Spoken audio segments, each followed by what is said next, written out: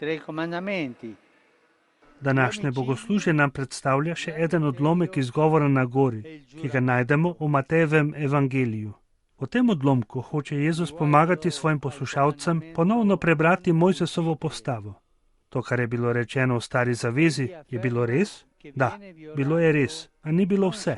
Jezus je to prišel dopolniti in dokončno razglasiti Božjo postavo, vse do zadnje pičice. Zato nam prikaže njen izviren namen ter izpolni njene pristne vidike. To stori tako preko pridiganja in še bolj preko darovanja samega sebe na križu. Tako Jezus uči. S temi besedami je papež Frančišek začel podanski nagovor z okna apostolske palače na Trgu svetega Petra na današnjo 6. nedeljo med letom.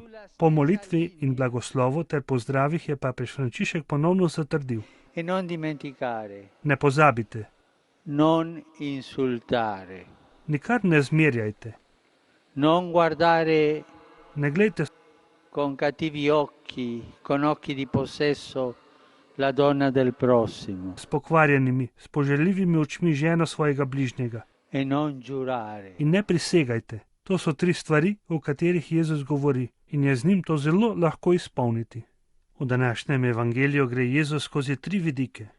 3 zapovedi. Uboj, prešuštvo in prisega.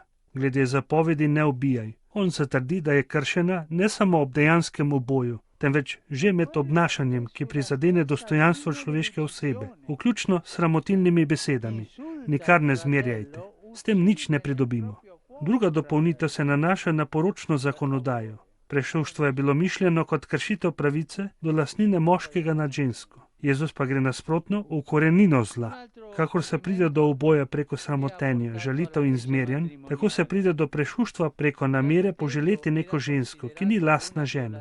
Prešuštvo, kakor kraja, pokvarjenost in vsi drugi grehi so najprej spočeti v naši notranjosti. In ko je enkrat v srcu prišlo do napačne odločitve, se ta odejanji v dejanskem obnašanju. Jezus nadalje pravi svojim učencem, naj ne prisegajo, če je prisega znamenje negotovosti in dvoličnosti, s katerima naj bi se odvijali medčloveški odnosi.